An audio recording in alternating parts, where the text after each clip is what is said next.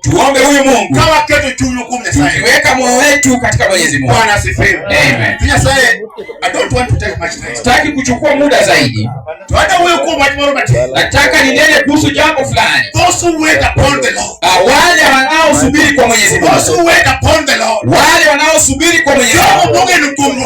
Wale ambao wamemwamini Mwenyezi Mungu. Bwana asifiwe. Amen.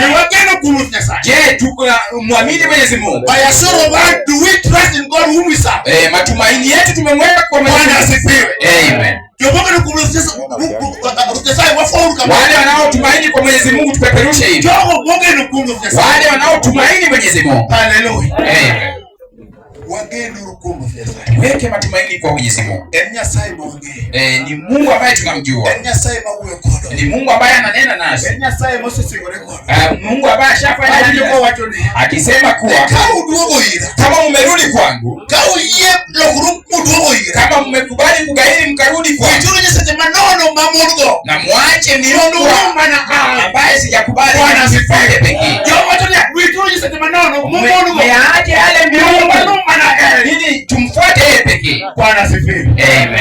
Kaona wasegeloka. Leo hii tushaweka matumaini wapi? Ndio wasa wewe sasa. Si tushaacha huyu Mwenyezi Mungu. Ndio wasa wewe sasa. Kwa tushaacha huyu. Unaweza fikiria kwa miungu inachoka mabie. Ni waganga kwa ni kwa wao tunaenda. Kana biashara mimi kono. Hata biashara.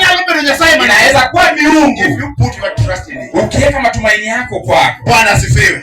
Amen. Kitu ndio nilikwambia sana biti. Weka matumaini kwa biashara baba. Ina hiyo pia ni miungu. Ambaye Jehova anasema munifuate mimi pekee. Bwana asifiwe. Amen.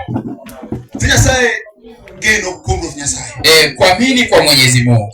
Those who wait upon the Lord. Wale ambao wanamtumaini kwa Mwenyezi Mungu. Agano ambayo nitasoma Isaya 40.